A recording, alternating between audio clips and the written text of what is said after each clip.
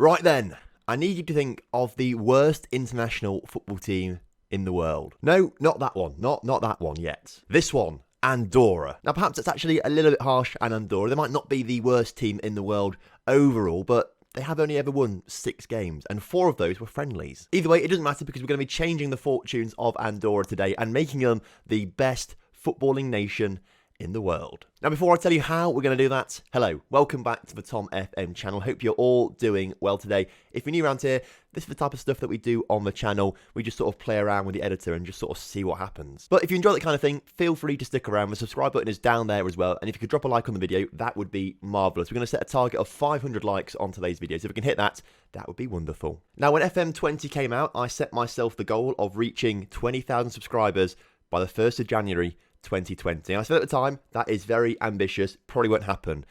It won't happen. I don't think it will happen now. I think we are far too far away from it to actually realistically happen. But we are still trying to push for as many subscribers as possible. We're nearly at 14,000. If we can hit 15,000 before New Year, that would be marvellous. Of course, for every single 1k milestone, we are giving away a copy of the game. There's a link in the description to get yourself entered, so have a look down there if you're interested. Now, the way I'm planning on making Andorra the best team in the world is by going into the in-game editor and just tweaking a few little things. Now, you can do this in the pre-game editor as well, which you can download for free, but if you've got the in-game editor, which you can buy from Steam, then it's just a little bit simpler to do it because it's all just there and easy to figure out how to do. So click the pencil icon, obviously, if you've got the in-game editor, edit nation details. Now, what I have done is this. Now, the first 2 things that I have changed is change economic factor and FA financial power to 20 out of 20. That means they are very capable of spending lots of money and they will do it. More money being spent, more good players coming through. That's at least what I'm hoping to see. We've also changed the years to gain nationality to 5. That's sort of in line with places like, well, Andorra is in between France and Spain. It's in line with France and Spain, if other nations like England, for example. Before it was like 15 or 20, which means that it takes a long time for players to get Andorra nationality. As Andorra gets better and better, we want foreign players to come and start to claim Andorra nationality to help them play better, like the big nations do, like England and France. We've also changed the foreign manager likelihood up to 18, because of course Andorran managers are probably hard to come by, good ones that is, so we want them to get a good foreign manager in there. And also the FA patience is up to 15 as well, just so that they are patient with their managers and they're not going to sack them straight away. I've also changed the youth rating to 140, which is the exact same as France and Spain. Of course, Andorra sits in between France and Spain, so it's the same as those 2 countries. That made sense to me, and hopefully that should mean we get some good regens coming through. Of course, if we don't get good regens coming through, we can always tweak this and change it to 200, so then they've got a really massively good youth rating. What I've also done is download the Andorran leagues as well. I found those on the Steam Workshop, so there's no link to that, but you can go on the Steam Workshop, find the Andorran leagues you want, and download them if you want to play as an Andorran club. What that means is if we've got the Andorran leagues loaded up, they can always be playing games, we can monitor them, and also it means if we take Santa Coloma, for example, edit club details, what I've been able to do is change the facilities. Right, so what we're going to do is give training facilities of 20 out of 20 to all the clubs, not just Santa Coloma. We'll do it to all the clubs, but we're going to max out all the training, youth facilities, junior coaching, and youth recruitment, all to 20 out of 20, and that means we should have the best possible regens coming through from this area, hopefully. I'm not going to touch anything financially yet, because I don't think we need to do that yet. As long as we've got the good regens coming through to provide good players for the national team, that's what we want to see. There's also a club in the Spanish 3rd division called FC Andorra. We're also going to do the same for them. They are based out of Andorra, just play in the Spanish leagues. We're going to do the exact same for them as well as all the other Andorran clubs. Change all the facilities to 20 out of 20 and hope for the best. Now, the way we're going to do this is we're going to holiday 4 years at a time. So we're going to go in 4-year cycles. We're going to go from one World Cup to the next World Cup and review the previous 4 years and the international cycle to see how Andorra have done. That means we're going to jump to January 2023 to start off with, because of course the World Cup in Qatar is being held in December and January 2022 at the very end of the year. So we're going to jump to that and see what happens. And just like that, we are now back in 2023, just after the World Cup. Now, did Andorra qualify? We're going to find out, but the answer is probably no. So when we started off this experiment, the world ranking for Andorra was 139th. They are now 163rd. Okay, well, that's not good. That's not a great start to today's experiment.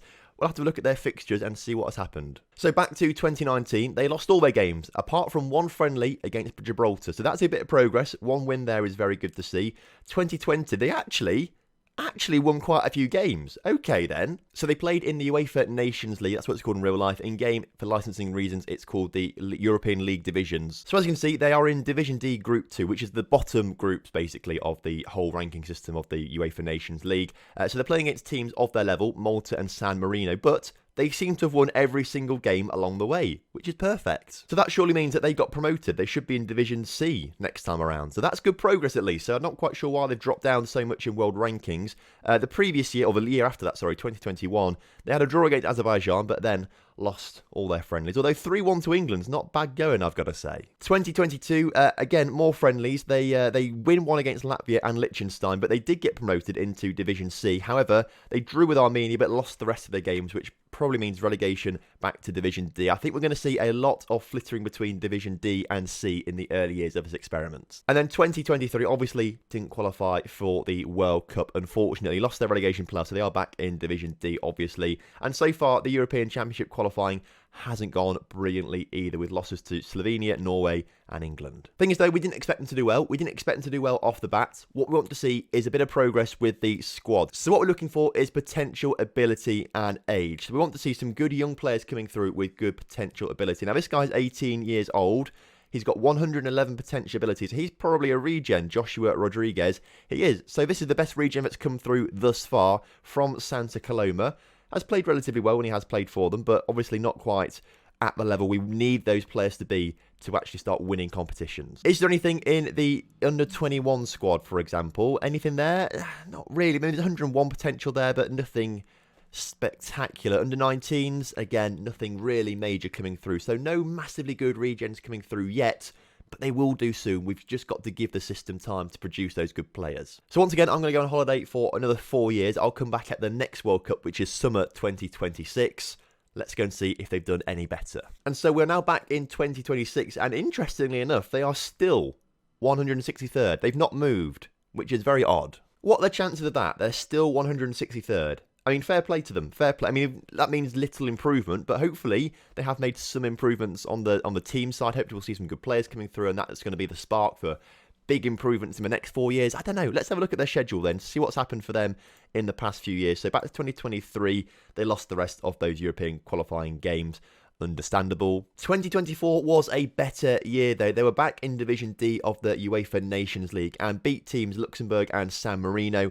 Drew with Luxembourg actually, but that should be enough to promote them into Division C, I would imagine. So let's go and see if they got there in the next few years. World Cup qualifying is the best qualifying they've had yet because they beat Moldova and got a draw against Iceland. So they're picking up some points there, which is good to see. Unfortunately, obviously not good enough to qualify for the World Cup. 2026 is when they should be back in the UEFA Nations League. They've not played those games yet, but they are in Division C now, which is good. So actually, it is understandable that they're still 163rd. They've not played that many games, actually, in between, which is a bit odd. But they're going to be coming up against Northern Ireland, Montenegro, and North Macedonia, which is a tough group, to be fair, for them. Hopefully, we'll see Andorra come through, and hopefully, they've got some good players coming through that are going to help them do that. So into the senior squad, sorting it by potential, there's a few decent ones there now. This guy, Rafael Real, he is 17 years old and got 156 potential, which puts him just about in that sort of wonder kid range. So, Rafael Real is Andorran, plays for Mainz currently, and well, he's a regen of Mainz, which is slightly annoying because I thought he'd come from like Santa Coloma or someone like that. But he's still Andorran at least, which is good. Hopefully he reaches that potential very, very quickly. But his personality is unambitious, which is a little bit worrying. Hopefully the coaches at Mainz partner him up with a good player to get rid of that unambitious personality, get him a more determined personality so he can reach that potential, because he could be a future captain of Andorra, I reckon. The next best player in terms of potential is 29 years old, so actually he's not a regen at all. We're not bothered about Hugh. Sorry, mate, but you're just not interesting. If we look in the under-21 squad, any good players coming through? Not yet, which is a bit of a shame, unfortunately. Again, under-19s, nothing coming through massively, so again, slow progress still for Andorra. We might have to increase the reputation of some of the Andorran clubs if no good players come through, because increasing the reputation increases the likelihood of players, young players, wanting to play for them. So hopefully we don't have to do that, but that's something we might have to think about if nothing happens in the future. So again, nothing to write home about. We're going to go 4 more years for the final time in today's episode. There'll be a part 2 coming out later on this week, so look forward to that one. But I'm going to go another 4 years in the future and we'll see what's happened. And to finish things off on today's episode, we've seen a slight bit of progress, up to 153rd in world rankings. Okay, it's not the best, but it's something at least. So looking at 2026, the rest of that year, they lost most of their games in Division C, which probably means relegation, but they did meet Montenegro and they got a draw with North Macedonia, so maybe not relegation, I don't know.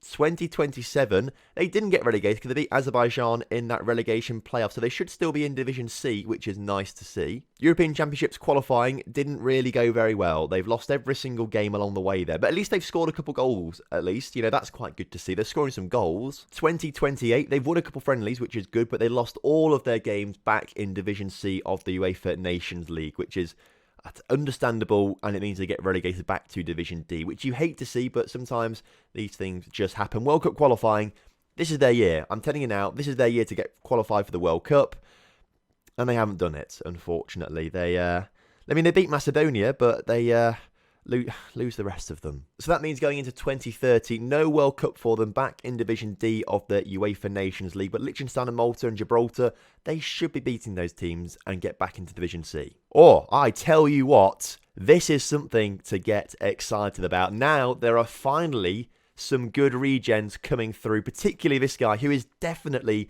a wonder kid. 139 current ability, 160 potential at 19 years old.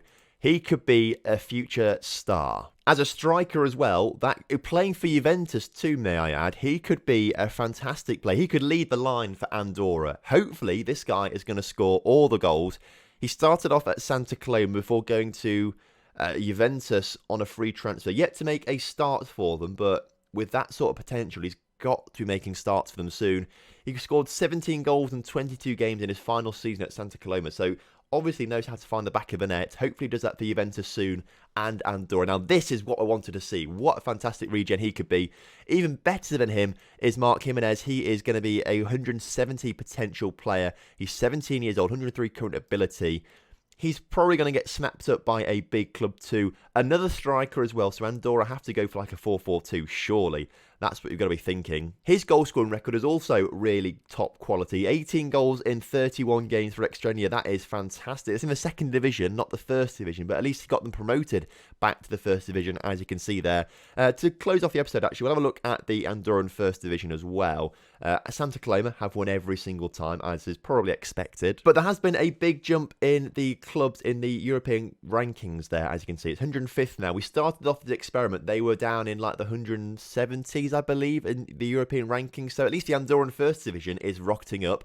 This is probably a precursor as to what's going to happen with the national side. So as long as the Andorran First Division keeps improving, then the national team will keep improving as well, I would imagine, because they sort of go hand in hand with the regens coming through at these clubs. It's also probably worth having a quick look at Santa Coloma and seeing how they got on in European football, because they've won the league every single season, so they are the best club in Andorra. In terms of the Champions League, they get there every season because they win the league, obviously, but they don't seem to get past that first qualifying round. They've got past it on a couple of occasions, but get knocked out in the second round, so that's a little bit frustrating. In the Euro Cup, or the Europa League, that is, they've got to the third qualifying round a couple of times, or a few times actually, but unfortunately don't manage to get through into the knockout stage or the group stages, unfortunately. And in the Europa League 2, or the European Conference League, as it's going to be called in real life, they have actually got to the group stages a couple of times of that. Now that is big. Group stages of the third tier of European competition. Now that is good. Now that is good progress. So hopefully they can build on that. That's really good, because that's going to really massively increase their reputation, which means better regens will come through. It's all good. And looking at the Santa Coloma side, they've got a regen with 180 potential. Is he Andorran? He is Andorran as well. Another striker. If they could just bring like a goalkeeper in, that's really good. That'd be pretty nice as well. But another good striker there. He must be in the under 21 side or something like that for the Andorran national side. We'll double check this. So he's definitely not in the senior squad, but there are another good few regens in there. This guy, 141 potential, is pretty good to see. 117 goalkeeper, that's quite good. If we look at the under 21 side, 154 potential there for one player, 134 potential there. So actually we're getting some really good regens coming through now to start to build the foundations of a good Andorran side. Under 19s, he's not there, so I'm not quite sure why that 180 potential player isn't there. But hopefully he'll be there in a few seasons' time and score hatfuls of goals in a front three. Three strikers, a 4-3-3 Andorra, that's the way to go. So although we've had a bit of a slow start to today's experiment, I think seeing what's happened right at the end, all these good regens coming through, I think this is time. I think next episode we're going to see massive improvements from Andorra. So thank you very much for watching today's video. If you've enjoyed it, please do drop a like on the video for me. And episode 2 is going to be out on Wednesday, so make sure you click subscribe with the notification bell turned on so you don't miss that episode. You can get on there straight away when it comes out on Wednesday. In the meantime, you've got a choice of 2 videos to watch. Another experiment or the hop to the top save with grasshoppers in Switzerland. It's going really well and there's a lot of interesting things happening in that at the moment. So get involved with that one. I'll see you in one of those videos. Have a good one. Goodbye.